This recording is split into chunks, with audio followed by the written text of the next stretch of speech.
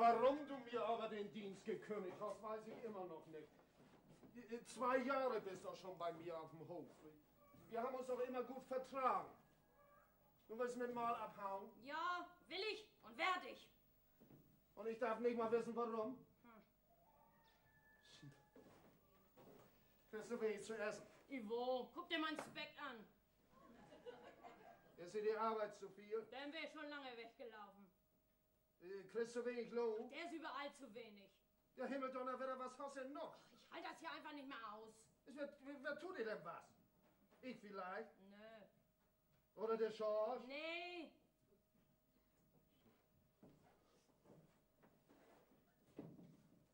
Oder vielleicht gerade der Opa? Dieser ausverschämte Spitzbube Aha, da haben wir das. Der Opa ist die Fliege in der Suppe. Ich kann dir gar nicht sagen, wie der Mann mich in den 2 Jahren hier gepiesackt hat. So. Und du ihn nicht? Ich hab mir bloß nichts von ihm gefallen lassen. Ja. Sollte ich vielleicht den Mund halten? Bei all dem nahen Kram, den er mit mir angestellt hat? Was alte Leute, sie sind manchmal wie Kinder. Da muss man mal ein Auge zudrücken. Ich drück dies Auge aber schon 2 Jahre zu. Man ist jetzt aus mit dem Drücken. Ich geh. Was hat er denn angestellt?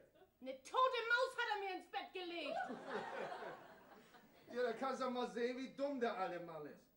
Ja, wenn er Krebs hätte er dir doch einen Lebendiger reingelegt. Halt du ihm Mann wieder die Stange. Mir kann das egal sein. Ich hau ab. Och, der, wegen tote Maus wirst du auch nicht den Dienst aufgeben. Nö, nicht wegen der Maus alleine. Ja, nu. Die hat bloß den Topf zum Überkochen gebracht. Oh. Ja, der alte Sünder hat ja nie nicht Ruhe gegeben. Gleich als ich hergekommen bin, da hat er mir meine Sonntagsschuhe auf dem Fußboden festgenagelt. Ja, das war sein guten Tag. Ja. Mensch, ein Dutzend Jungkerls können im Jahr nicht so viel Unheil anrichten, wie die alte Kracke an einem Tag. Ja, manchmal macht er das ein bisschen doll, ja, das stimmt. Aber du musst nicht meinen, dass er es allein auf dich abgesehen hat. Nö. Also ich komm denn und wenn auch mal an die Reihe, ja, und der Schorsch auch. Oder meinst du, ich hätte mir gestern meinen Salat selber mit Spiritus zurechtgemacht? Ja, ne? Ach nee. Nicht mal bei der Arbeit kann er ihn in Frieden lassen. Irgendwas steht dahinter an. Ja. Weiß alles besser und alles geht ihm zu langsam. Mensch, was hat der bloß schon für Schaden angerichtet? Ja, das ist nicht ganz so unrecht, was du da sagst. Aber guck mal, als ich meine Frau, ja, die schon lange tot ist, als ich die geheiratet habe, da habe ich den Opa als Mitgift zugekriegt. Oh Gott. Ja, kann ich doch nicht einfach rausschmeißen. Nee, von mir aus kannst du ihn einrahmen lassen. Also was isst du? Kann ich heute gehen? Ach, der muss denn das so schnell sein? Je schneller, desto besser. Anders breche ich den alten Piesacker noch in der Mitte auseinander. Ja, nur, wenn du absolut keine Lust mehr hast, kann ich dich schon nicht halten, aber vielleicht überlegst du dir das nochmal. Da gibt das nichts mehr zu überlegen. In einer halben Stunde sag ich dir Tschüss. Oh, nee. Hast du denn schon eine andere Stelle? Die werde ich schon finden, du. Gibt überall zu wenig Leute. Ich krieg doch von dir ein gutes Zeugnis, ne? Ja, nur das versteht sich ja, das hast du verdient. Naja, dann will ich nur mal meinen Koffer packen. Aber wenn den Opa mit einpacken würdest, ich hätte nichts dagegen. Du, dann backe ich da aber eine Adresse auf und schick den Koffer sofort in die Hölle. Himmeldonner, noch mal zu, da habe ich aber genug. Mensch, Junge, was hat der Hut dir denn getan? Das ist doch kein Arbeit mit dem Opa. Er soll zu Hause bleiben und Eier legen. Ich sammle meine Kartoffeln selber auf. Was macht er? Sammelt Kartoffeln auf? Kommt mit dem Spaten an, spuckt in die Hände und sticht die Kartoffeln alle mitten durch. Verdammt nochmal, du hast ja die Nase voll. Ich schon lange. Und ich am längsten. Zum Glück bin ich hier ja nicht festgenagelt. Wenn ich mich schon über ein Mannsbild ärgern muss, dann muss das zumindest ein Jungkerl sein. Okay. Oh, nee. Was ist denn? Hier, Katrin hat mir den Dienst gekündigt. Katrin? Ja. Warum denn? Wegen Opa. Na, also, da haben wir das. Nun geht uns die Einzige, die das länger als 14 Tage bei dem alten Knacker ausgehalten hat, auch noch zum Teufel. Ja, du, das ist schon ein Kreuz. Hast du dich ja selber aufgeladen, das Kreuz? Verdammt nochmal, was fallt ihr denn alle über mich her? Hab ich Schuld daran, dass Opa auf der Welt ist? Nee, na. Dafür kannst du nicht. Aber dass der auf unserem Hof rumsitzt, die Leute durcheinander bringt und alle Sachen verkehrt macht, da hast du Schuld an. Du gehst und stehst, tanzt er vor der Nase rum. Was er anfasst, ist kaputt. Ja, und wo man einen schlechten Spaß machen kann, da tut er das. Och, verdammt nochmal, müssen wir uns denn von dem alten Knackerkopf auf der Nase rumtanzen lassen? Warum schmeißt den Hut denn immer auf die Erde? Meinst du, da wäre er besser von? Ist ja Opa seine.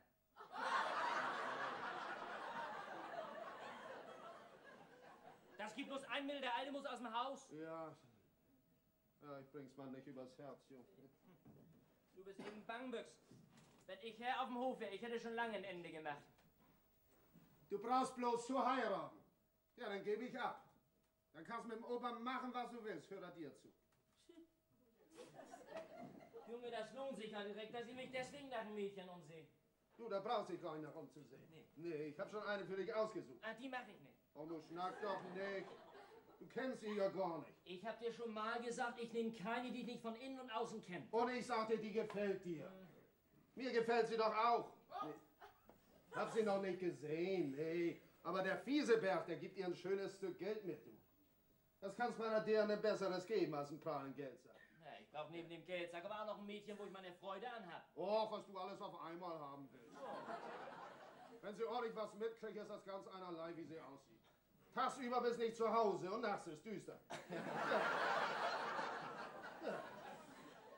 Nee, Vater, das bei mir nicht zumachen. Und gegen das Heiraten habe ich ja nichts. Aber aussuchen will ich mir meine Frau selber. Oh, verdammt nochmal, da zeigt man so einen jungen Glückspott und der langt nicht zu. Lang du zu, wenn mir einer was in Glückstopf tut und dir die Augen verbindet. Och. Das kann ebenso gut eine gebratene Henne sein wie ein gekochter Frosch. Nee, das ist schon eine Henne. Das ist saftiges, junges Fleisch. Wer da reinbeißen darf. Oh. Hast du die Henne gesehen? Nee, das schon nicht. Na, aber der Fieseberg, du, der hat sie mir vorgemacht. Fieseberg. Warum schickt er sie denn nicht her, wenn sie so hübsch ist? Oh, verdammt nochmal, seit wann ist denn das Mode, dass sie deren Jungs einen Hof machen? Ach, du meinst, ich soll mit dem Blumenstrauß in der Hand 7 Stunden, weil meine Braut begucken? Da kannst du lange drauf warten. So, dann kannst du auch lange warten, bis du den Hof kriegst. Und wenn ich so alt wäre als Methusalem, abgeben tue ich nicht. Sehr, du weißt Bescheid, mein Junge. Verdammt nochmal, wer hat denn da eine Scheibe kaputt gemacht?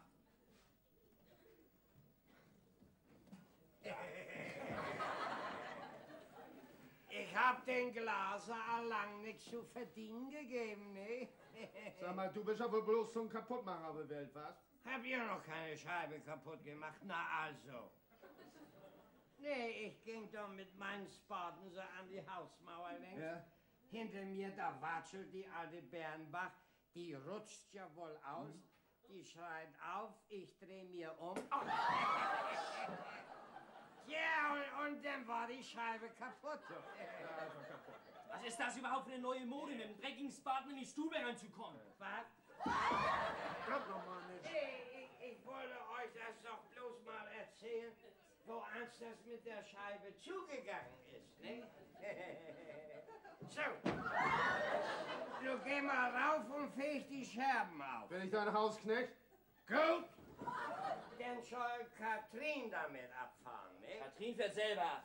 Was tut sie? Ja, die haben mir einen Dienst gekündigt. Die geht heute noch aus dem Haus. Katrin? Warum denn?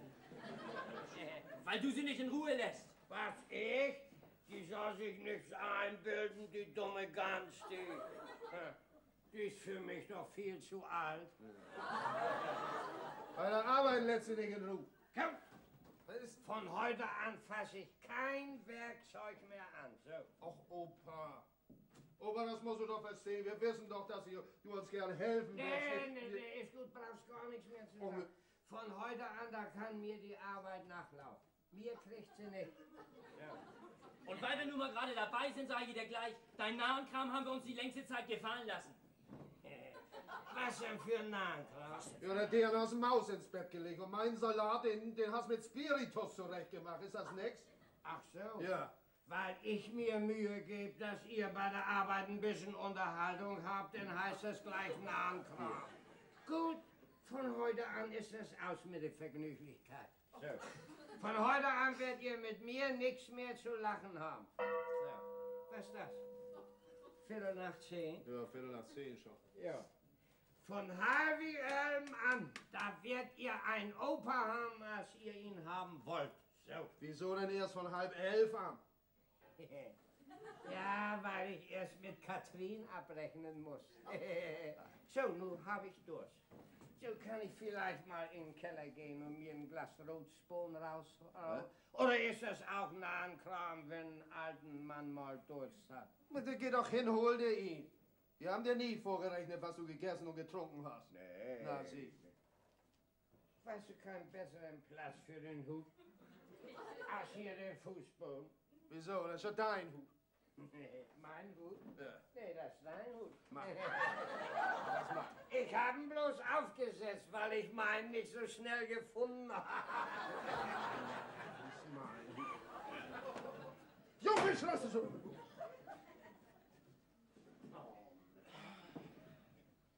Ich bin bloß neugierig, was der bis 10:30 alles anstellen wird. Gar nichts mehr. Du wirst schon für aufpassen. Und noch viel neugieriger bin ich, was wir nach 10:30 alles erleben müssen. Denn dass der keine Ruhe gibt, das ist mal gewiss. Dann fliegt er raus. Oh.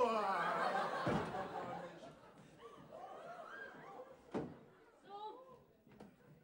Oh, ich bin soweit. Nur sag ich dir tschüss. Sag mal, willst du wirklich gehen?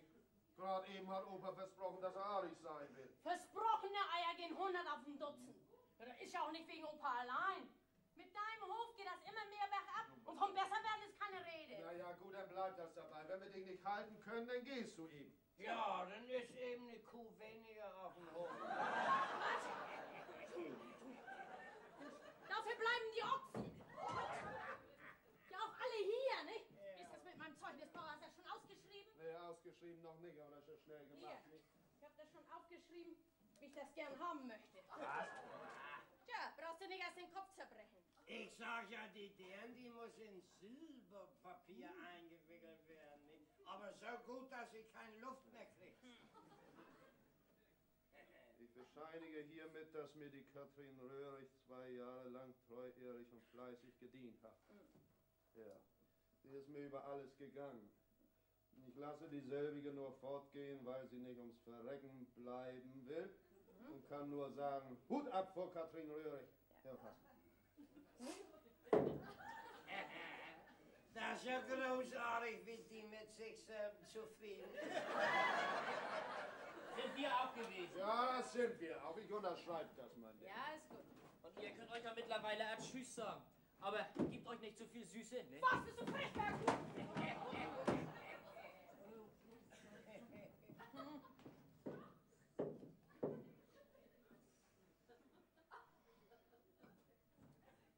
Was soll das denn heißen, Katrin? Weißt du denn nicht, dass man den Feind nie nicht die Hinterseite zeigen darf? Ich bin kein Soldat. Nee, das bist du wohl nicht. Du bist eine alte Zwiebel. Wenn man dich anguckt, dann muss man weinen. Und du bist ein alter Ochse. Und du hintrampelst das alles hindurch. Oh, zurückschießen kannst du aber ganz gut, du. Das muss dir der Neid lassen. Schade, dass du weggehst, nicht? Mit dir, da kann man sich immer so schön streiten. Du, wie kommst du überhaupt dazu, zu den Bauern zu sagen, dass ich dich hier verjagt? Ist das vielleicht nicht wahr? Ich verjag dich? Oh, ich bin doch froh, dass du da bist. Oh, am Ende wirst noch gar jaulen, dass ich weggehe. Ja, das möglich, du. Am liebsten möchte ich einen Zylinder aufsetzen. Und wenn du weggehst, dann setzt der Bauer 2 Zylinder auf. Hat er das gesagt? Ja, das hat er gesagt. Der Bauer? Ja, der Bauer. Du kannst ja nicht sehen, wo er sich quälen muss. Und siehst das nicht ein, wie hoch ihm das anzurechnen ist, dass er dich für nix und wieder nix mit durchfuttert. Der Bauer, den geht das schlecht? Ja, nun tu mal noch so, als wenn du gerade aus den Wolken gefallen wärst. Verkaufen muss er, wenn sich nicht bald was ändert. Und da hätte ich mit Schuld zu. Ja, das gerade nicht. Aber dass er dich in all seinem Unglück noch immer als Eigenoper behandelt, ja, da kannst du ihm wohl dankbar für sein. Aber was tust du? Salat machst du mit Spiritus zurecht. Das war doch bloß als Jux. Du, ich bedanke mich für so einen Jux. Wenn du die Kuh melkst, dann lässt du die Milch auf dem Fußboden laufen statt in Eimer. Beim Schweineschlachten, da triffst du das verkehrte Schwein. Und beim Mistaufladen, da triffst du den Hahn auf. Nur hallo mal den Mund, du, ne? Ja, ist warm. Sonst tut es mir, weiß Gott, noch leid, dass ich statt den Hahn nicht dich auf die Mistgabel gesteckt. Ja, du, das weiß ich schon lange. So, nun haben wir beide für alle Zeit und Ewigkeit ausgeschnackt. Ja. Amen. Darf man schon reinkommen? Ja, komm mal rein, du. Aber beinahe hättest du mich nicht wiedergefunden. Wieso? Wolltest du uns vielleicht auch noch ausknallen? Nee, das nicht, aber die hätten mich bald aufgefressen. Ist das mit meinem Zeugnis? Dauert das noch lange? Nein. Hier ist er. So in Ordnung? Ja, das stimmt. Dank dir auch, Bauer. Ja. Dein Geld hast gekriegt? Ja, ich danke dir auch. Ja. Den Koffer? Na, Jade, fass ihn noch an. Hab ich... Wo willst du denn hin? Eine halbe Stunde weit fahre ich mit dem Autobus, damit ich schneller hier wegkomme. George, komm her, hier hast du eine Mark. Gib sie den Chauffeur, ne? Der soll sie eine Stunde weit mitnehmen. Behalt, du Mann, deine Mark. Sonst muss ein Jahr sparen, bis du so viel wieder zusammen hast. Ja, das war immer bloß ein Büchsenknopf. Jetzt los, Haus, los! Ach, tschüss auch, Bauer, ne? Pfui. Und mir sag's nicht, tschüss. Was? Mein Tschüss für dich findest in deiner Kammer, du! In meiner Kammer? Die wird mir doch keine Mettwurst ins Bett gelegt.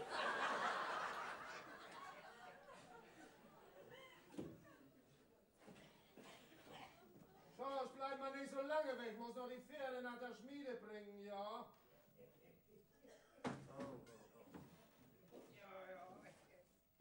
Ja. Was hat sie dir denn für einen Tschüss zurückgelassen? Ja, meine Sonntagsstiefel, nicht? Die hat sie mir auf dem Fußboden festgenommen. Ja, die bleibt dir bestimmt nichts schuldig. Du. Nee. Ja, dann läufst du ihr nicht einfach nach. Nee, dann wird die an Ende einen Autobus verpassen, ne? Sag mal, Hannes, ist das wahr, dass dein Hof an Absaufen ist? An Absaufen nicht. Ne? Ja, nur. Ich brauch Geld. Ach. Ja, mit 1000 Mark wäre mir schon geholfen. Ach so. Ja, wenn Schorsch dann eine heiratet, die ein bisschen was ins Strumpf hat, dann kann ich ja abgeben, nicht? Dann stünde der Hof bald wieder auf den Füßen. Ja. Ja, also 1000 Mark brauchst du und eine Frau, ne? Ja, aber 1000 Frauen und eine Mark sind leichter zu beschaffen. Ja, eine Frau habe ich auch schon für ihn, aber der Lausebengel, der macht sie nicht. Ja. Ja, und wann musst du das Geld denn haben? Lass uns mal erstmal darüber sprechen, über das Geld. Wann musst du das haben? Morgen schon, Opa. Was, morgen? Ja. Und dann sagst du, dein Hof ist nicht am Absaufen? Ja. Dir läuft das Wasser ja schon in die Nase rein. Ja, du, die Zinsen bin ich auch schon 3-mal schuldig geblieben. Ach, das macht so viel aus? Ne, das ist nicht so schlimm, die Zinsen, das ist das Wenigste, weißt du. Es war schon mal eine kleine Hypothek, 1100 Mark. Ja, aber der Krämer kriegt was und das Dach muss neue Pfannen haben. Es kommt eben alles auf Mal, ne? Ja. So, hilf mir, wenn du kannst. Ja, das leicht gesagt, du. Ich bin doch nicht so ein Muster von Opa, der da hingeht und dreht einen den Hals um und der ihm dann 1000 Mark aus der Schublade klaut. Och Mensch, dir ist auch nicht zu reden. Erst tust du so, als wenn du ein paar Strümpfe voll 5 Markstücke für mich bereit hast und er ist alles wieder Blödsinn. Ja, du bist ein Schafskopf, wo soll ich wohl ein paar Strümpfe und dennoch mit Geld herkriegen? Nee, Hannes, ich hab nichts. Wollte ich auch gar nichts von dir haben, aber tu doch nicht so, als wenn du mir helfen könntest. Ja, ich wollte das ja gern. Och. Aber ich kann das mal nicht. Ich kann dir bloß noch einmal versprechen, dass du dich nicht mehr über mich ärgern sollst. Nee? Nee. Wenn du dich von Harvey ab noch einmal über mich ärgern musst, dann kannst du mit mir machen, was du willst. Abgemacht? Ja, abgemacht. Abgemacht. Ja. Vater, das ganze Fass von Rotsbohnen ist nur. Was? Opa hat vergessen, das Buntloch zuzumachen. Oh, Mensch, Opa. Nee, das war aber noch vor Harvey Da ist der ganze Wein zum Teufel. Ach, das macht nichts. Der war nichts mit los. Geh in den Keller, wisch das auf, nicht? Und lass die Tür offen, bis alles trocken ist, Ja, nicht? Ja, was sagst du? Nix. Ich meine, was du nur machen willst. Ja, nee, sag mir doch lieber, was du machen willst. Das ist ja viel interessanter, ne? Ja, das weiß ich auch noch nicht. Ja, dann denkt der Mann mal drüber nach. Ich gehe erstmal in den Keller. Willst du den Schorsch wieder helfen? Nee, ich will bloß mal sehen, ob da in dem Fass nicht noch ein Glas Wein für mich übrig geblieben ist. Nee, so kann schon nicht weitergehen. Na, nu, wer kommt denn da?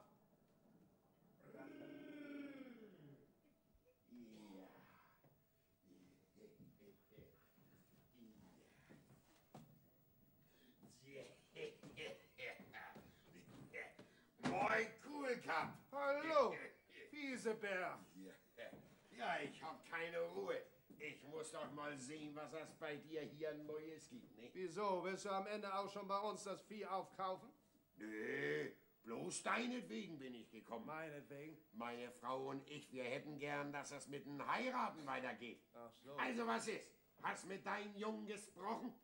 Ja. Na, und? Mein Schorsch macht deine Eva nicht. Ja, dann passen sie ja gut zusammen. Meine Eva macht deinen Schorsch auch nicht. Ja, sie sagt, sie nimmt keinen, den sie überhaupt noch nicht gesehen hat. Ja, das sagt mein Schorsch auch.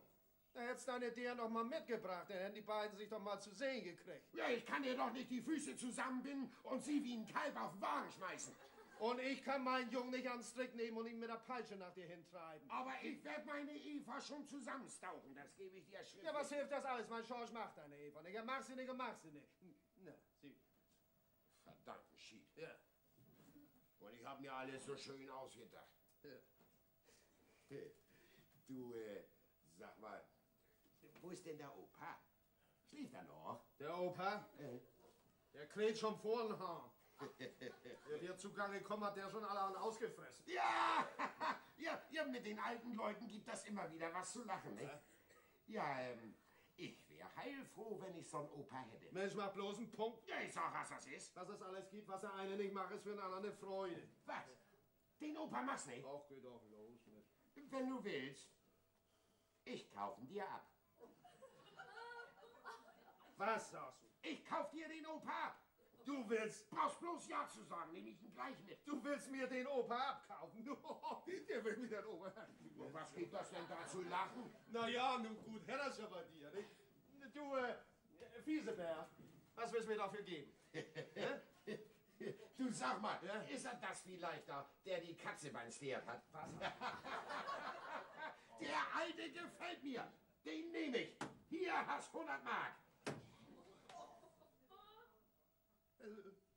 100 Mark? Nee, das ist ein bisschen wenig für einen Opa. Ja. Du, da musst du was zulegen. Ja, hat man sowas schon gehört? Für das Geld kann ich ja 10 Opas kaufen. Aber nicht so einen wie meiner. Ist ja lachhaftig, ist das ja. Gut, dann kauf dir mal einen anderen Wohnen, Opa.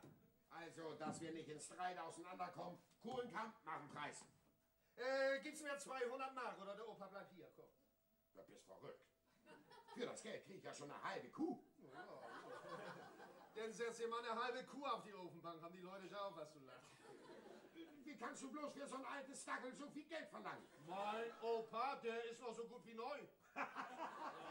80 Jahre, das nennst du neu. Für alten Wein musst du auch mehr bezahlen als für neuen. Oh. Gut, aber brauchen wir nicht weiter über zu sprechen. Der Opa bleibt hier. Ich bin froh, dass ich hier einen auf dem Hof habe, der uns so ein bisschen aufmuttern tut. Hast ja eben gerade gesagt, dass du ihn nicht machst. Wie passt denn das zu deinen 200 Mark? Das bleibt dabei. Du gibst mir 300 Mark. Oder wir brauchen über den Opa nicht mehr zu reden. 300? Eben hat er doch bloß 200 gekostet. Ja, wenn du noch lange schnackst, kostet er 400. Also 300 zum ersten, zum zweiten und zum... Was? 400! Ah, keiner mehr? Opa, du, wir haben wirklich bloß in Spaß um dich gehandelt. Ich bin der Fieseberg. Ach, der Fiese. Bergbudes habe ich von dir gehört, du. Ja, na also, dann wirst du mir ja auch wohl glauben, dass ich bloß das Allerbeste mit dir im Sinn hab, nicht? Ja. Ja, wir haben ganz in Ernst um dich gehandelt. Ach, was? Ja, ich hätte dich so gern zu mir nach Haus genommen, nicht? Ja, ich weiß, Herr Fieseberg. Ich habe auch abends draußen vor der Tür mit angehört, ne? Also du wolltest nur gerne, dass es mir in der kurzen Zeit, wo ich nur noch zu leben habe, ein bisschen besser gehen sollte als bis jetzt. Ne? Ja. Ja, also gerade rausgesagt, ich hätte nichts dagegen. Na also, Opa, du kommst mit mir. Das ist abgemacht. Leben wir's bei mir haben als ein Kaiser. Eten, freten, suchen, langsam gehen und kein Arbeit. Das ist großartig, ist das. Ja, meine Frau und ich, wir... Ja, ich weiß, ihr könnt ohne Opa nicht leben. Ne? Nee. Ja, aber nur wenn ich hier nun so das große Los gewinne, dann muss Hannes aber auch ein bisschen was davon haben, ne? Hat er ja. 100 Mark gebe ich ihm für dich. 100 Mark. Ja. Nee, du hast ihn aber als 200 geboten.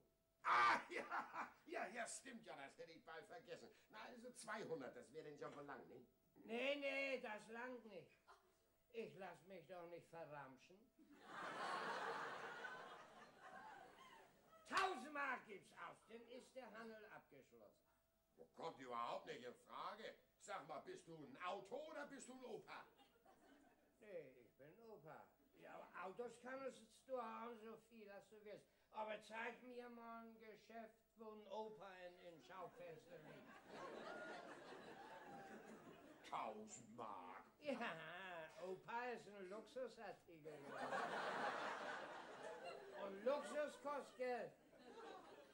Und du sitzt da und reißt den Mund nicht auf. Sag ihm, dass das Wucher ist. Ich hab nichts dazu zu sagen. Wir beiden, wir haben den Spaß um Opa gehabt. Ja, wenn er nur ernst meint, ist das doch seine Sache. Ja, Kuhlenkamp, das ist eine Gemeinheit, wenn du nur auf einmal von nichts was wissen willst. Also, Kinders, das Hin- und Herschnacken hat nur gar keinen Zweck. Willst du 1000 Mark ausgeben oder nicht?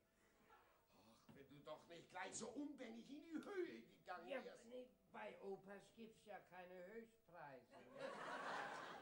Guck mich an, du wirst nicht betrogen. Bitte. Ja, dich können wir schon brauchen. Ja, und mit mir wirst du mehr Freude haben als mit 3 Quarters. Ja, das glaube ich wohl. Ach, wenn du doch bloß nicht so bannig teuer wärst. Also gut, pack ihn mir ein. Was? Nee, nicht im Papier. Gib ihm einen Überrock. Draußen ist es windig und ich habe keinen geschlossenen Wagen, nicht? Ja, no. Ja, aber erst möchte ich denn nun mal die 1000 Mark sehen, ne? Ach so, ja. Hier. Hier. Da. Ja, das sind 100. Ja, das andere kommt nach. Wann er denn? Jeden Monat 100 Mark. Das ist gut. Ja. Dann nimmt man heute erstmal meine Weste.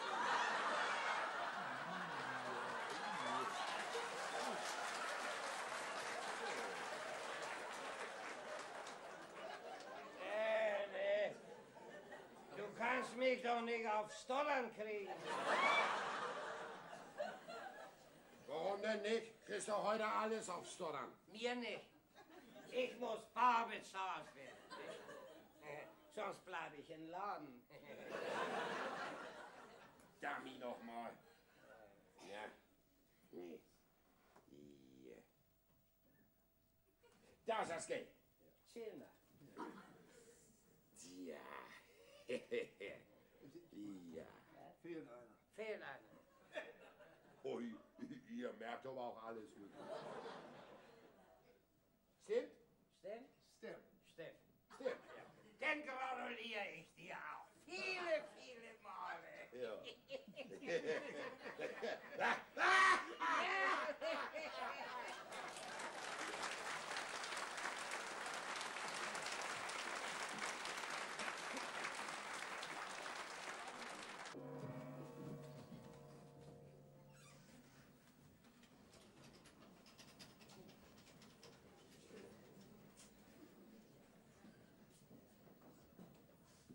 Bauer, Was ist los?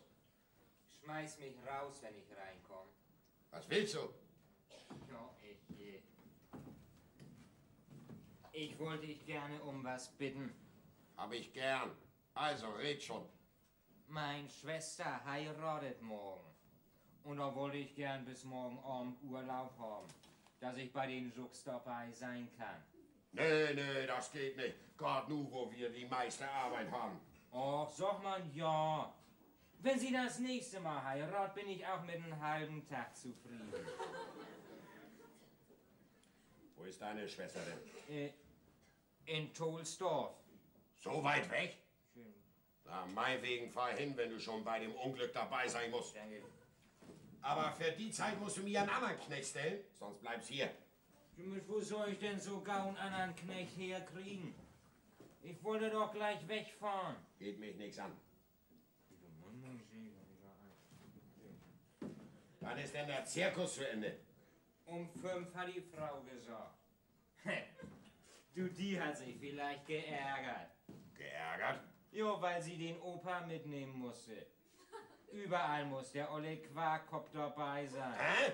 Hat sie gesagt. Dein Mund hältst! Ich dulde nicht, dass ihr so über den Opa sprecht. Ja, ich bin ja schon still. Sag Eva Bescheid, sie soll mir Kaffee machen. Eva ist mit in den Zirkus gegangen. Was, die auch? Der Opa wollte das so. Ach so, ja, denn ist gut. Ja, ich werde mal eben mit Jochen snacken, ne? Vielleicht springt der ja so lange für mich ein. Meinetwegen. Mir egal, wen du bringst. Aber nicht einer weniger arbeitet und mehr isst als du. Nein,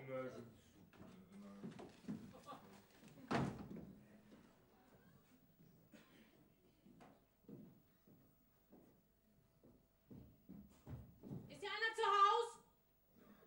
Bist blind, dass mich nicht sehen kannst? Bist du der Bauer? Nee, ich bin der Knecht. Kannst mir nicht sagen, ob der Bauer eine Magd braucht? Ne Magd? Kann schon sein, weißt du eine? Ja, mich selbst. Ist er zu Haus? Na, komm mal rein, wenn du mit ihm sprechen willst. Ja, ist gut, ich komm.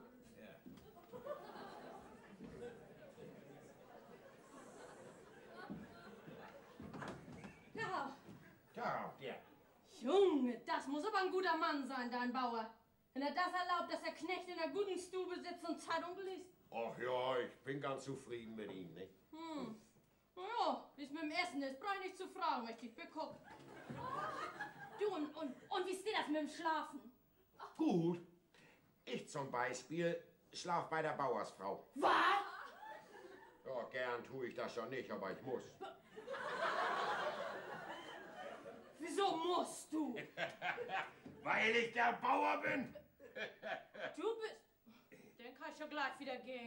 Nee, bleib mal hier, du gefällst mir. Bist ein stramme der. Ja, ne. Kannst denn auch arbeiten? Ja, überall. Im Stall, auf dem Feld und im Haus. Hast Zeugnisse? 3. Auf meiner ersten Stelle war ich 5 Jahre, auf der zweiten 3. Oh, der letzten 2 Jahre. Ja, da hat mich so ein alter Knacker weggejagt. Anders wäre ich heute noch da. Ja, dann zeig mal her die Zeugnisse. Ne? Oh, ich habe meinen Koffer im Krug stehen. Da sind sie drin. Soll ich ihn holen? Ich will dir mal was sagen. Hoi! Also, ich werde das 14 Tage mit dir probieren, ne? Ist mir recht. Ich probiere auch gerne erst mal 14 Tage mit dem Bauern. Also gut, hol deinen Koffer, kannst hier bleiben. Ja. Aber bei mir heißt das zupacken. Wenn nichts mit dir los ist, dann fließe 14 Tagen. Und wenn mit dir nichts los ist, dann fliege ich schon in 8 Tagen. Aber von mir aus.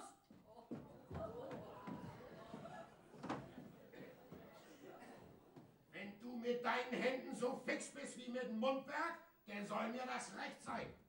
Du mit Bezahlen so fix bist wie mit dem Rausschmeißen, dann kann mir es ja auch recht sein. Tschüss so lange.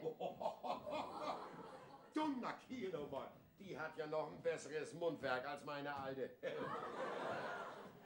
Vater, ich brauche eine andere Hose. Wieso? Hast dich nass gemacht? Für Opa. Er hat auf dem Elefanten geritten und sich die Hose von oben bis unten kaputt gerissen. Ja, was hat der denn auf dem Elefanten zu tun? Er hat gesagt, er möchte auch mal auf einem reiten. Ja, wo soll ich denn nur auf mal eine andere Hose herkriegen? Von mir passen doch keine. Braucht ja nicht schön zu sein, wenn er mal eine anhat. Na, dann hol dir eine von August. Ist der Zirkus schon aus? Nee, nun kommt erst der Feuerfresser. Oh, da passt bloß auf, dass Opa das nicht auch probiert.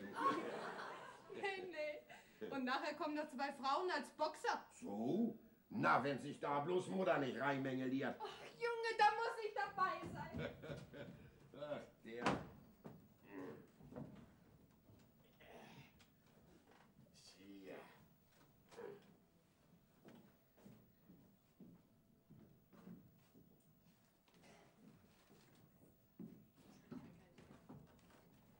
Na, was ist? Will Jochen so lange für dich einspringen? Nee. Nee? Nee. Er hat gesagt, zu so'n Leuteskinder geht er nicht. Der alte Döskopf ist vielleicht noch mal froh, wenn er von mir einen Teller Suppe kriegt. Also, dann wäre das nichts mit deinem Urlaub. Nee? Nee. Meine Schwester hat aber geschrieben, ich soll ganz bestimmt kommen. Mir putt egal, was sie geschrieben hat. Ich leg mich einen Augenblick hin zum Schlafen. Wenn meine Frau kommt, dann wächst mich. Nee, Bauer, du, das geht aber auch. Sag ich nochmal, wie komme ich denn nun bloß von hier weg?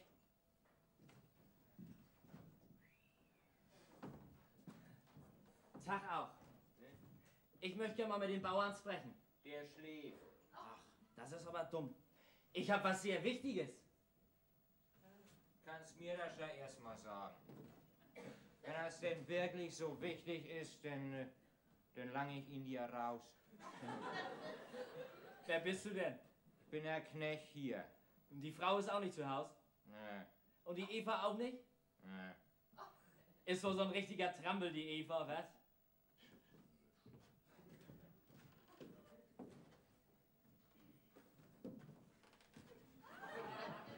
Ist das ein Trampel? Donnerwetter noch mal. Das ist die Eva? Junge. Schade, dass sie bloß halb da auf ist, ne?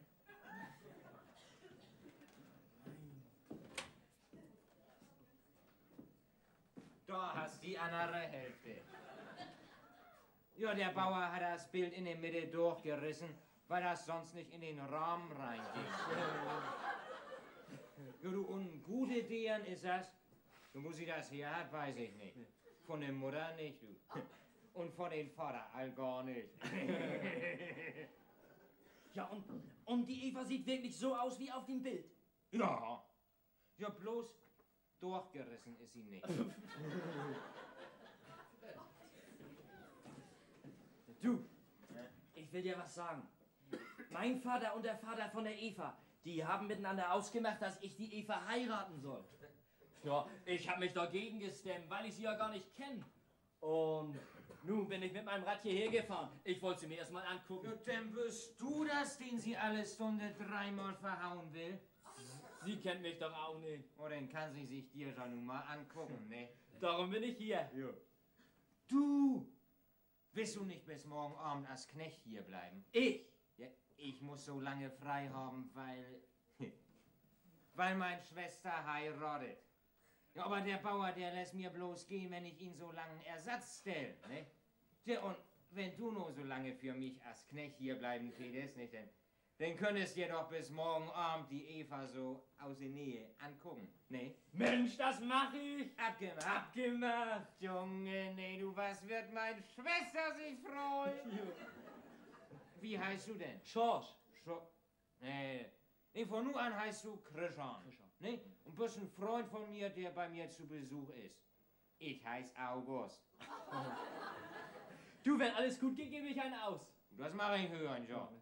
Nee, du, was wird meine Schwester sich freuen? Bei so einem Gesammel, da kann man ja nicht schlafen. Wer ist das denn? Das ist mein Freund Christian. Der bleibt bis morgen Abend an meiner Stelle hier. Ja, ich wollte eigentlich bloß mal August besuchen, ja, aber weil ich gerade nichts anderes vorhab, bleibe ich bis morgen Abend für ihn hier, wenn dir das recht ist. Mir egal, wer seine Arbeit macht, aber gemacht werden muss sie. Das wird sie, darauf kannst du dich verlassen, du. Wie kann ich denn nun gehen, Bauer? In Viertelstunde fährt mein Zug. Ja, meinetwegen, hau ab. Aber bleib nicht gleich eine ganze Woche. Nee. Heute Nachmittag bist frei. Heute Abend ist Stallarbeit. Ja, ist mir recht. Dann bring ich ihn doch eben an die Bahn und guck mir das Dorf ein bisschen an. Ja. Ja, dann tschüss auch, Bauer. Ja. Oh, nun sei mal nicht traurig, ne? Morgen hast mich schon wieder. Junge, nee, du, was wird meine Schwester sich freuen?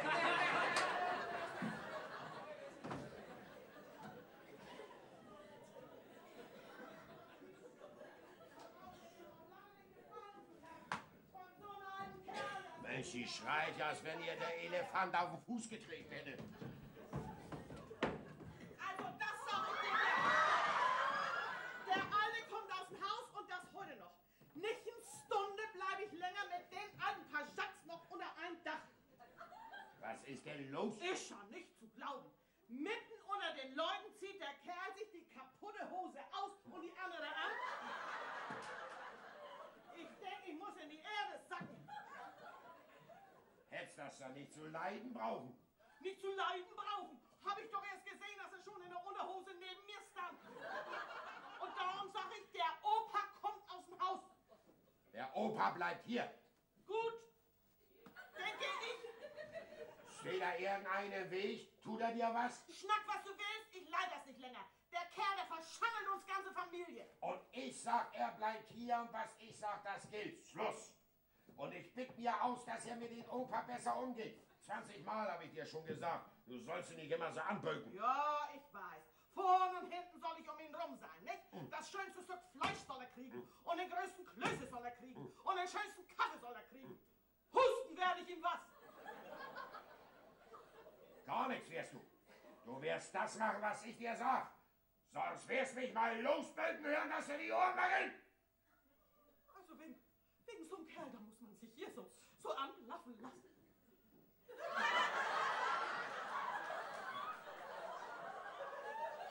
Hey, wir Frauensleute, wir haben das nicht leicht. Mein Gott, wäre ich doch bloß als Mannsmensch auf die Welt gekommen. Wäre mir auch lieber gewesen. Was? Ich möchte bloß wissen, was du dabei hast, dass du dich so um den Alten tierst. Da steckt doch was hinter. Denn dass du den Alten rein aus Mitleid aufgenommen hast, das kannst doch dem Bauernwärter seiner Gans erzählen. Könntest vielleicht recht haben. Das siehst du? Da haben wir das schon. Und ich darf nicht wissen, was da gespielt wird. Weil du den Mund nicht halten kannst. Oh. Weißt, womit das aus ist, wenn du deinen Mund aufreißt? Nee. Dann ist das mit 2 Häusern aus.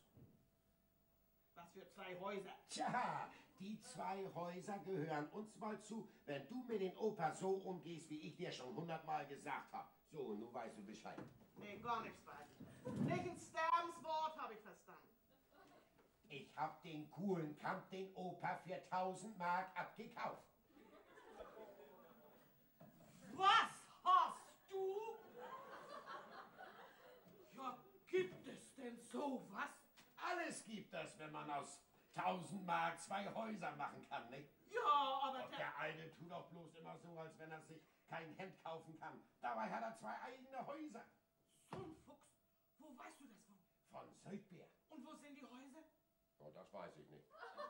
Ist ja auch egal. Hauptsache, sie sind da. Und wenn du da oben, nee, hier, bloß für 5 Pfennig Schmalz hättest, dann würdest du auch einsehen, warum ich für den Oper 1000 Mark gegeben habe und warum ich das will, dass er gut behandelt wird. Ja, nun weiß ich. Der Alte muss uns die beiden Häuser vermachen. Ja, Max Hüß, Wüst. Ja. Ja, aber meinst, dass er das tut, wenn du so mit ihm umspringst? Das hätte ja man gleich sagen können. Nun sieht die Sache ja ganz anders aus. Ja, ne? Oh, Mann. Wenn wir das zurechtkriegten, dass er uns in sein Testament reinschreibt.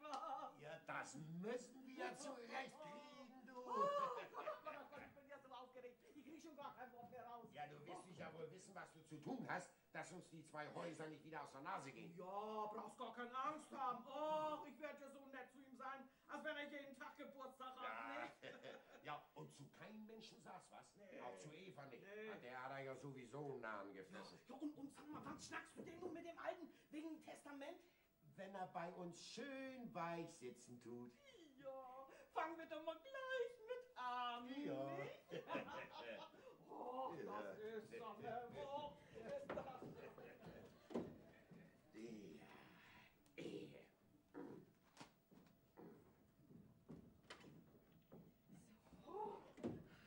Weg da! Was? Ist doch für Opa! So, ach, und einen Kaffee soll er kriegen, als wenn er für einen Türken gekocht wird. Ach, sag mal, wo kriegt er nun bloß so schnell ein Stück Butterkuchen her? Hier, wozu brauchst du denn so schnell ein Stück Butterkuchen? Schäm dich mal, dass du sowas Fragen machst. Für unseren lieben Opa! Ach ja, für Opa. Josse!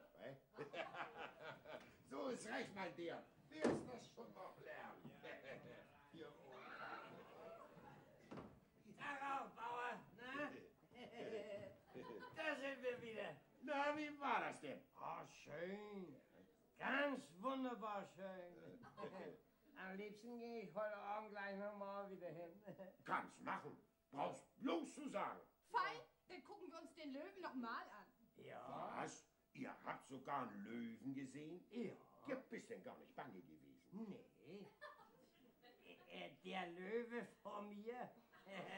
Oh, das glaube ich nun nicht, oder? Doch, deine Alte hat ja bei mir gesessen. Ach so, ja. Ach, das war Mordsjux, war das. Ja. Was ist das hier? Ja, das für dich, Opa. Komm. Für mich? Ja, schön weich soll's bei uns sitzen. Na nu. Ja, probieren wir mal. Gediegen. Ja, schön, ne? So, Opa, und nun erzähl mir mal, was hat dir im Zirkus denn am besten gefallen?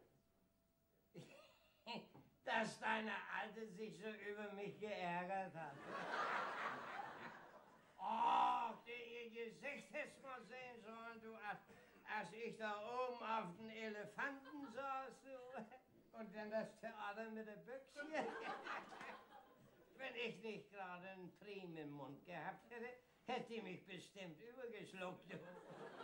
Opa, ich mein, du tust ihr Unrecht. Ja. Sie hat eben Angst gehabt, dass du von Elefanten runterfällst oder dass du dich ohne Hose erkälten würdest. Na, nee, du wirst dich schon wundern, was da für ein Donnerwetter über mich runtergeht, wenn ich ihr vor Augen komme, du. Der Opa ist ja schon wieder da. Als wenn ich mir das nicht gedacht hatte. Na, Opa, bist auch schon hungrig? Gleich gibt es Kaffee, Opa. Sitz auch schön weich auf dem Kissen. Ach, hab ich extra aus meinem Bett für dich rausgeholt. Ja, wird dir schon bei uns gefallen, Opa. Komm, Eva, dass wir schnell fertig werden, nicht?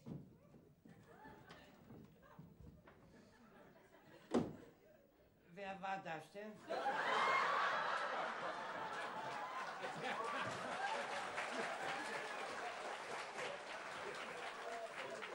Ja, aber Opa, kennst du denn meine Alte nicht mehr? Nee. Hat der liebe Gott die denn umgekrempelt? Opa! Opa! Was möchtest du denn gern zum Kaffee haben? Kuchen oder Butterbrot? Schweinskopf. Ja, ja, so ist richtig, Opa. Man immer sagen,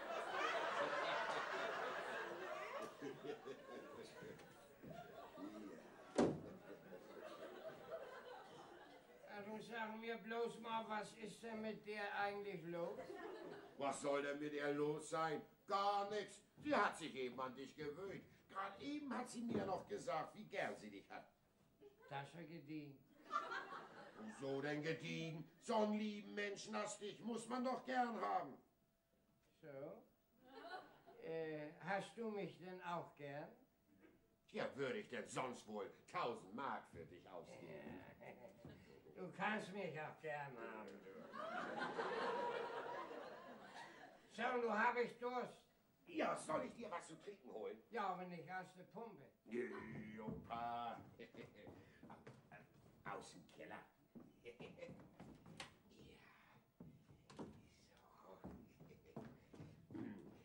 Du, Opa, willst du lieber Rotspon oder Mosel?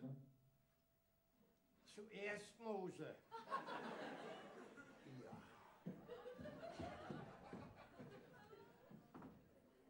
Was ist das denn? Wer haben mir denn da ein Notizbuch in die Tasche gesteckt?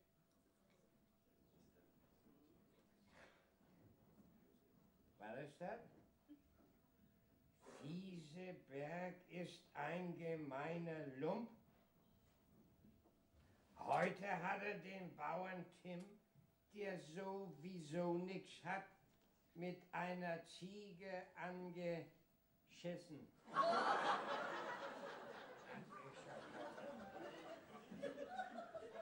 Fieseberg ist ein ganz schlechter Kerl. Jetzt hat er wieder den Wirt beim Kartenspielen um ein ganzes Fass Wein angeschmiert. Das ist ja ein So, Gaum. Opa. Nun trinkt man erstmal. Ist eine feine Sorte.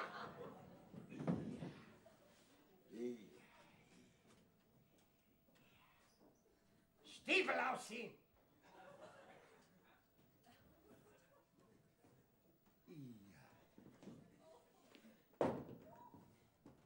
Den anderen auch? Ja. In die Kammer damit. Und dann meine Hausschuhe her.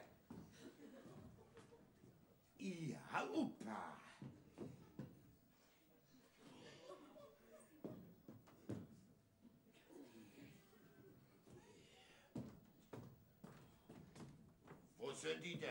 Such sie mal, du wirst du schon finden, noch ein bisschen Dalli.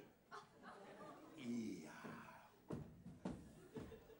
Das ist schon ein Gauner. Als ob ich mir das nicht gedacht. Ja,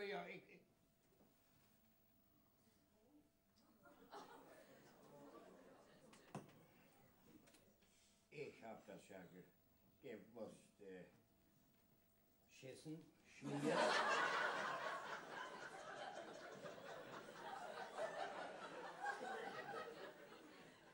So ein elendiglicher Dickkopf. Er haut der Eva in der Stube eine runter, weil sie den nicht heiraten will, den ihr der Alte ausgesucht hat. Das ist ja interessant. Hier. Geschlafen wird bei uns in der Nacht. Such deine Plümmen zusammen und dann drück dich in die Kammer von Knecht. Ein bisschen Dalli.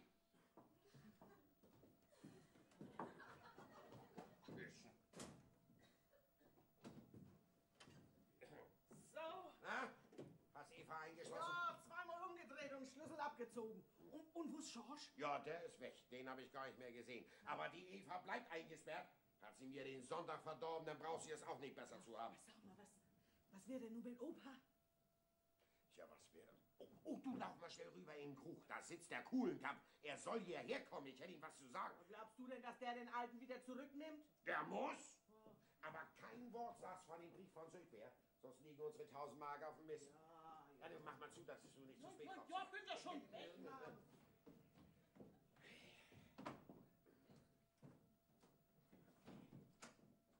So. Der eine, der liegt am Boden. Und nun kommt der zweite an die Reihe.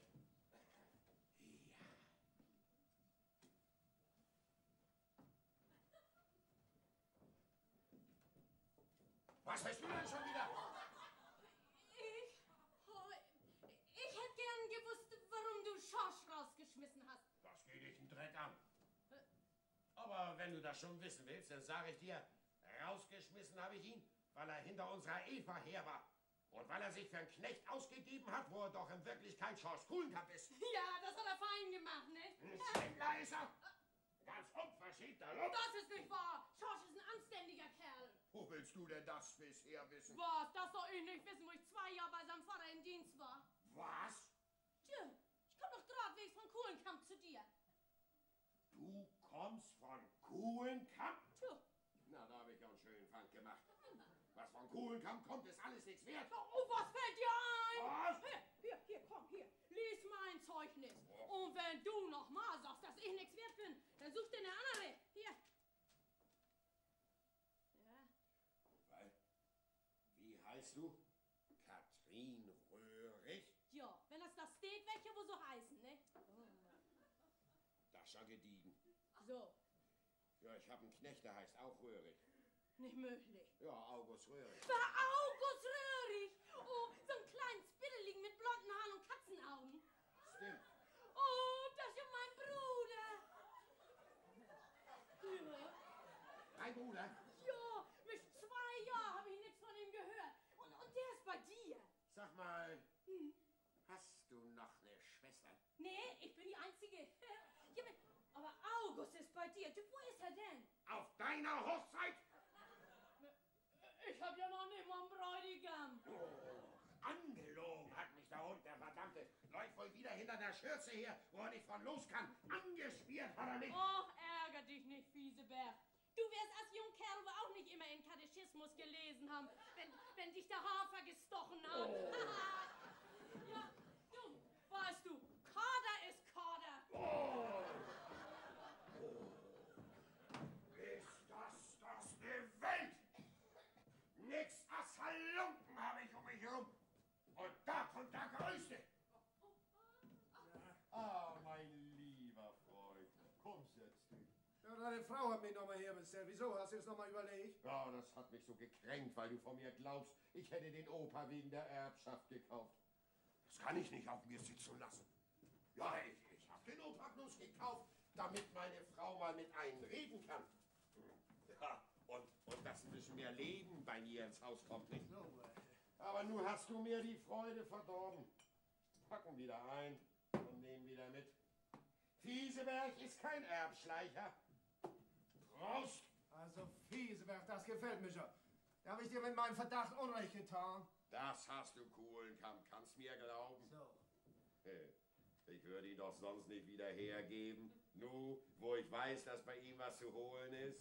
Hätte ich gar keine Angst zu haben brauchen, dass du mich und Schorsch und mein Erbteil bringst. Nicht eine Sekunde. Gut, Fieseberg, dann behalt ihn, du. Was mir zurückgeben wollen, bloß. Nee, auf gar keinen Fall. Das kann ich auf gar keinen Fall annehmen. Komm, nimm ihn wieder mit, damit du wieder ruhig schlafen kannst. Naja, wenn dir doch auch nichts an ihm gelegen ist, nicht? Also Prost. Du, was soll er kosten? 1000 Mark. 1000 Mark. So, ja. 1000 Mark.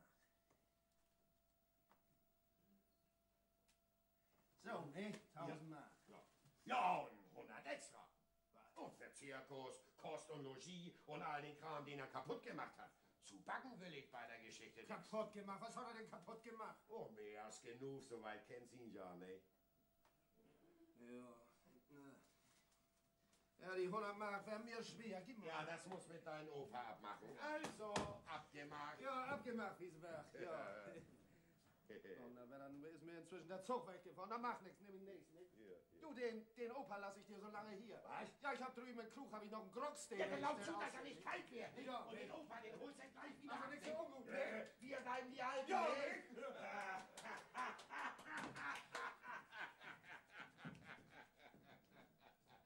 So, mein Junge, du hast du deinen Opa wieder.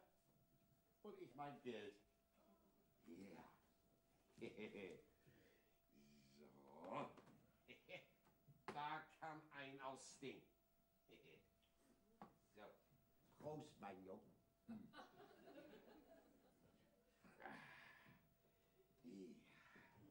Na, hast du wieder verkauft? Ja, für 900 Mark. Was? Ja, 100 musste ich ablassen, weil wir ihn ja 3 Tage gebraucht hatten, ne? Naja, mach nix. Lieber 100 Mark zu wenig, als ein Opa zu viel, ne? Aber der Söldner, der wird was erleben. Und nu, kannst du es hören? Ich glaub, der Alte ist verrückt geworden, was? Ja, den werde ich gleich wieder gesund machen. Augenblick. Raus mit dir! Der Kuhlenkamp habe ich wieder zurückgekauft. Jawohl, du gehörst uns nicht mehr. Nee. Der Kuhlenkamp hat mich wieder zurückgekauft. Vor ein paar Minuten. Ja. Und hat er dir auch das Geld für mich wieder zurückgegeben? Ja, da liegt er. Ja, der Kuhlenkamp, das ist genau so ein Döskopf wie mein Mann. Der glaubt, der geht von deiner Leiche mit 2 Häusern nach Hause. Na, was sagst du? Großartig hat Kuhlenkamp das gemacht. Ganz großartig. Nee, ich habe nämlich wirklich 2 Häuser. Du hast... Ja, 2 schöne Grundstücke mit Vieh und Feld und alles, was dazugehört. Auf dem Mond vielleicht. Ja. Die stehen hier schön fest hier unten auf unsere wackelige Erde. Oh, solche Lügen stinken ja zum Himmel. Ja. Hier, soll ich dir mal vorlesen, was Söldbers Frau mir geschrieben hat? Ich gebe dir mal keine Mühe, ich weiß, was da steht in dem Brief. Wo willst du das denn woher wissen? Ja, weil ich den Brief nämlich geschrieben habe.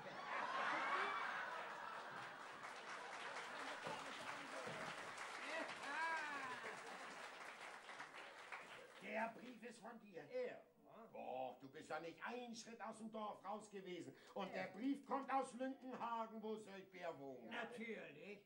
August, der hat ihn ja auch gestern Abend mitgenommen und ihn da aufgegeben. August? Ja. Und zu mir hat er gesagt, er war auf der Hochzeit von seiner Schwester. Ja, das war eine Erfindung von mir. Ach, auf die Stunde habe ich gewartet wie so ein kleines Kind auf dem Weihnachtsmann. Spitzbube! Jawohl, Fieseberg, ich will immer was sagen, du, das gibt zweierlei Sorten von Spitzbuben. So eine als du und so eine als ich. Und über welche sich unser lieber Gott nur mehr frei tut, das brauche ich doch wohl nicht erst zu sagen. So, Opa. Dann ist das gut, dass du da bist. Ja. Dann können wir das gleich abends in Ordnung machen. Nicht? Also, Fiesebeck, ich möchte gerne die Hypothek zurückkaufen, die du auf Hannes seinen Hof hast. Opa, wer hat dir denn das gesagt? Ja, er war so freundlich. Was? Er hat nämlich von der Sparkasse die Hypothek übernommen, um dich von deinem Hof zu bringen. Oh, so ein Lump aber auch. Hey, nicht anrühren! Mein Mann hau ich selber!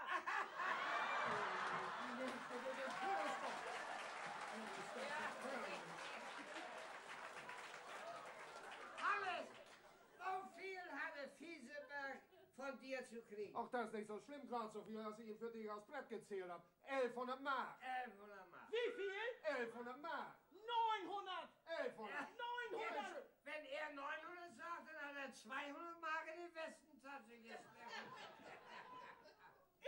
Du bist mich ja vielleicht verflixter Gauner! Also, Fieseberg, du hast von Hannes Kohlenkamp 1100 Mark bekommen, nicht?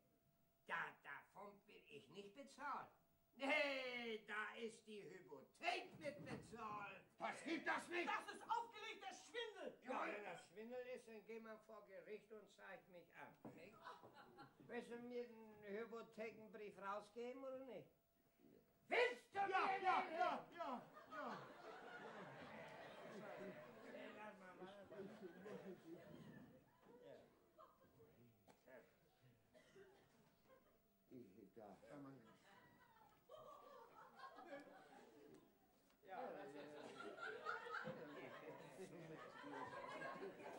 Komm, Hannes, da hast ihn. So schnell hat noch kein eine Hypothek bezahlt. Nee, du hast großartig. Aber nun macht ihr, dass ihr hier von Hof runterkommt. Mal ein ganz bisschen Dalli. Habt ihr mich verstanden? Ja, da bist du aber auf dem Holzweg. Wo ist Eva denn? Die hab ich eingesperrt, dass ihr der Appetit auf den Lausebengel vergeht. Na, dann hol sie mal her, auf die Stelle. Oh. Du, oder soll ich deinen Nachbarn mal rüberholen? Der kann dich ja mal fragen, wie dir seine Beeren geschmeckt haben.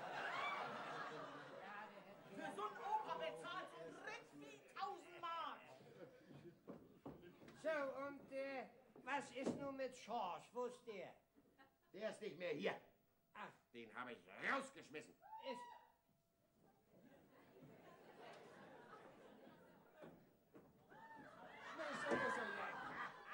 Na, weit hast du ihn aber nicht geschmissen. Heute hat uns der Teufel beim Kanthagen. Ja, was ist denn nun schon wieder los? Der Schorsch war bei Eva drin. Was? Ja, wie ist er denn da reingekommen? Ganz einfach durchs Fenster. Mann, keine Angst, mehr als auf dem Dachboden ist in der Kammer auch nicht passiert. Du, so habe ich das früher auch immer gemacht. Nun wird mir die Sache aber zu dumm. Ja? Ja, glaubst du denn, du kannst mit uns bis in alle Ewigkeit Schindluder treiben? Lauf mal zum Gericht und pack aus so viel, wie du willst. Das ist mir nun schiedegal. Nu werde ich erstmal Ordnung machen. Aus der Hochzeit wird nichts. Und ihr beiden macht, dass ihr rauskommt. Und du gehst gleich mit. Und wenn August kommt, fliegt er auf. Ist hier eine Hochzeit, dass ihr so einen Radau macht? Ach, August, da bist du ja. Sag mal, ist deine Schwester nun schon verheiratet? Ja. Ach du, die hat sich vielleicht gefreut. Heute ist sie mit ihrem Mann nach Stadt. Sie wollen Kinderwäsche einkaufen. Ach, was du nicht sagst. Und wer ist das hier denn wohl? Dann bin ich ja auf dem Verkehr der Hochzeit gewesen.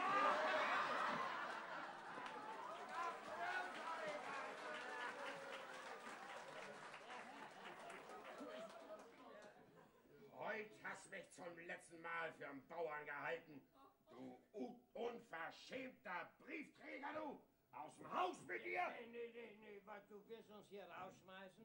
Wo du doch froh sein musst, dass wir dich nicht rausschmeißen, nicht? Was? Ihr mich? Aus meinem Haus? Nee, aus meinem Haus. Dies Haus hier, das gehört nämlich mir zu. Das kann ja gar nicht angehen. Ich hab doch das Pachtgeld alle Vierteljahre an Söldbär bezahlt. Natürlich. Söldbär ist ja auch mein Verwalter. So, und nun bist du gekündigt. So.